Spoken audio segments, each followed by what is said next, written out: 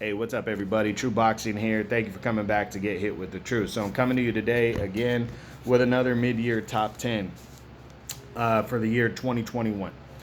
Today I'm going to discuss maybe one of the top two or three best divisions in boxing. You could argue it to be the best division in boxing, in my opinion, the 135-pound lightweight division, which is stacked. You know, very, very good division, and just top-tier talent all the way through. The division has made quite a change from the beginning of the year. We're not going to talk about the guys that have dropped out of the top 10. We're only going to discuss the guys that are in the top 10. It's kind of a brief run through, 10 to 12 minutes in that area. Again, guys, check out my new episode of my True Boxing podcast. Just did it, just uploaded it onto my YouTube channel. Make sure you check it out. So let's jump right into the top 10, the way I see it, at 135 pounds lightweight. We start with number 10, former junior lightweight champion Javier Fortuna. He drops 3 spots from number 7. Fortuna actually in early July. I know I said mid-year top 10, but by the time I'm doing these videos, it's already July 20th. So, I'm going to keep it updated all the way through when I actually do the video. Fortuna was looking for the big fight. He had Ryan Garcia lined up, and Garcia had to back out of the fight. So Joseph Diaz, who's also with Golden Boy, decided after he had missed weight at 130 and gave up his 130-pound title, he decided to move up to 135 and take on Fortuna. And this was on an undercard in July. And I thought it could go either way. I picked Diaz to win the fight, but I thought it was going to be close, and that's exactly what happened. Fortuna lost a very close decision to Diaz. No shame in that. Diaz is a very good, very talented fighter, but Fortuna, it's a step back for him now. So we'll see how he bounces back from this. I'd like to see him in the ring, possibly against somebody like Jorge Linares, a fight that almost got made last year, but Linares got COVID, and the fight wasn't made. So I'd like to see him try to bounce back with that and move back up the ladder at 135 and put himself in position. But tough loss, but I still think Fortuna is a very credible lightweight contender. Number 9 is the former IBF champion, Richard Comey. Comey came back and took on, God, I forget the guy's name, but he had really given one of the undefeated prospects hell.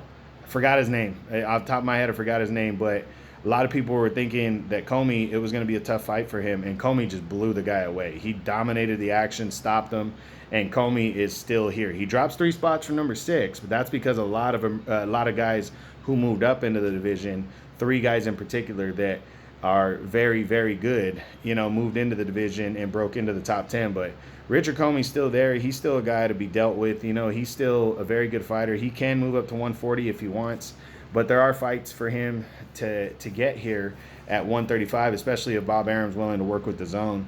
So we'll see. But Richard Comey, love that guy. Still a great fighter, former champ.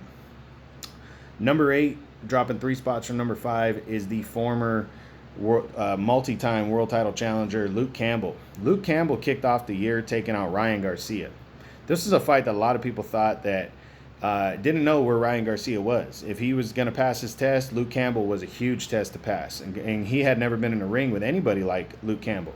And then Luke Campbell, second round, put Ryan Garcia on his ass and was really fighting well. But Garcia just kept pushing forward and grinding and, throwing a lot of punches. And in the 7th round, he landed a wicked body shot on Campbell. But if Campbell would have been able to get him into the deep waters, we don't know how that fight would have went. Ryan Garcia looked like he was breathing really hard. So Campbell, no shame in getting knocked out against a young, undefeated prospect, or not prospect anymore, a star on the rise in Ryan Garcia. No shame in that. Luke Campbell, though, has, from what I heard, I already predicted that he could be moving up in weight, after this fight if he were to lose, because that's something, honestly, he wanted to do that a couple years ago against Vasily Lomachenko. Prior to that fight, he wanted to move up to 140, but the Lomachenko fight was there for the title.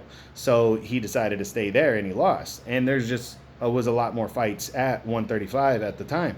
Luke Campbell, though, is a former Olympian. I mean, this dude's a good fighter, and I really think he can make some noise at 140. 140 is about to get blown up. Josh Taylor, by the end of the year, I think he might be giving up his world titles and moving on to 147. So Luke Campbell should join the party at 140. He really should. He's a good fighter. I heard he's gained a lot of weight in between fights anyways. So, I think Luke Campbell would be smart for him to move up in weight. But he's still a player at 135. He's still a top 10 guy. He's still very good, very credible. Good name to get on your list. So we'll see what happens. Number 7 is the former 3-division world champion, Jorge Linares. Linares originally was number 4. He drops 3 spots.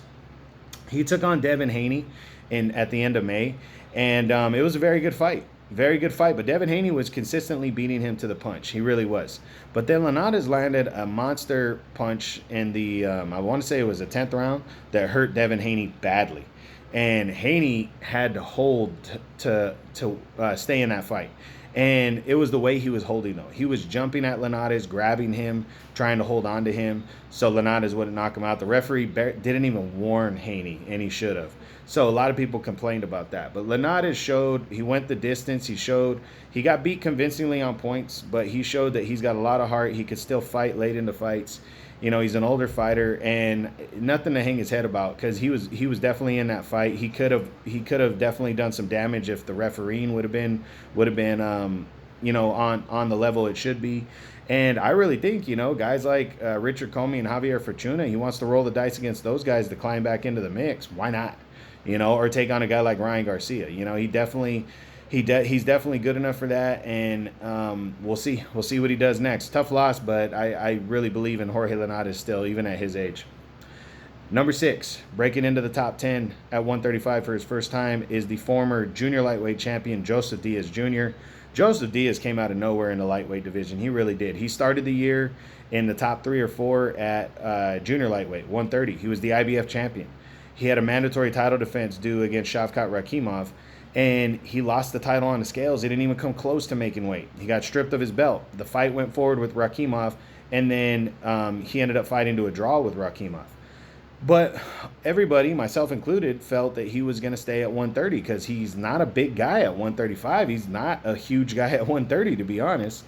But Ryan Garcia was supposed to fight Javier Fortuna in early July. And Joseph Diaz decided, Ryan Garcia pulled out of the fight, personal issues. And Joseph Diaz decided to step in and take the fight. And it ended up being a very good performance by Joseph Diaz. He ended up scoring a very close 12-round decision over Fortuna, and is now either the interim champion or the WBC's top contender. And he's really thrown himself in the mix. And Diaz is a golden boy guy.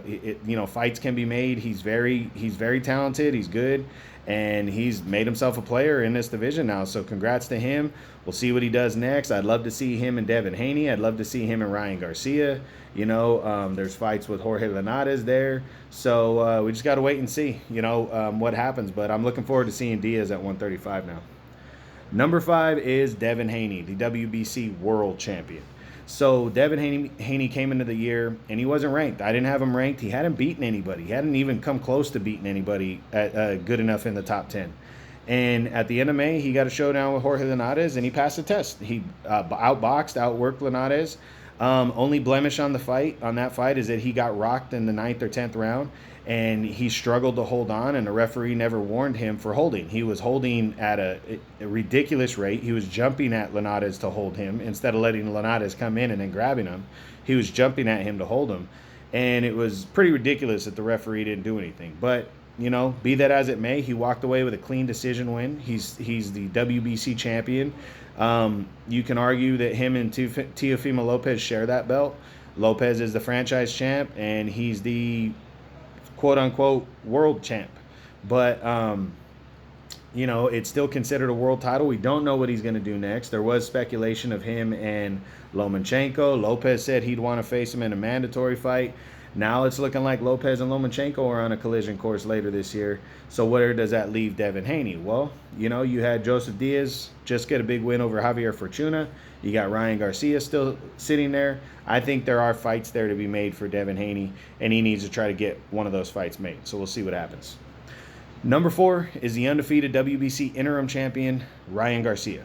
Ryan Garcia was, he entered the year, I didn't have him in my top 10. He hadn't beaten anybody close to the top 10. And he took on Luke Campbell and impressively stopped Luke Campbell in the 7th round. He also got put on his ass. He faced adversity. In the 2nd round, Campbell caught him with a clean left right down the pipe that put him down.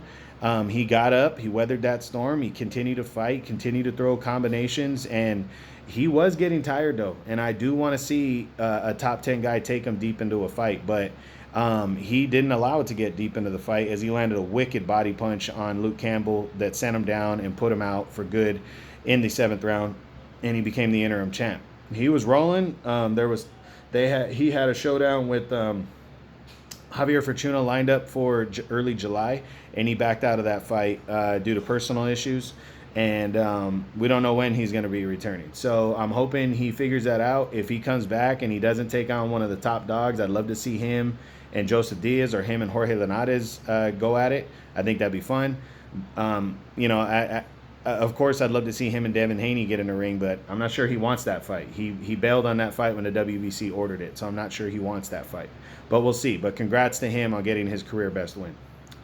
Number 3 is the undefeated Gervonta Davis. He stays number 3. Davis hasn't fought at lightweight since December of 2019, where he fought his only time at lightweight, beating Yuri Gamboa to capture the regular title for the WBA. Davis moved back down to 130, where he technically defended his lightweight title as well and knocked out Leo Santa Cruz. And then in his last fight at the end of June, he moved up to 140 and stopped Mario Barrios to capture a title there. He's technically a 3-division world champion all at once right now. Personally, I think his most desired weight is going to be lightweight right here. That's why I still have him ranked here. I think a very possible opponent for him, if Isaac Cruz doesn't get a title shot, an IBF title shot next, I think Gervonta Davis could be taking on Isaac Cruz. I think he's a PBC guy. He's on a roll right now, and I think the PBC is going to try to line him up with good opponents if they cannot get those cross-the-street type fights, and I don't think he's going to get one of those next.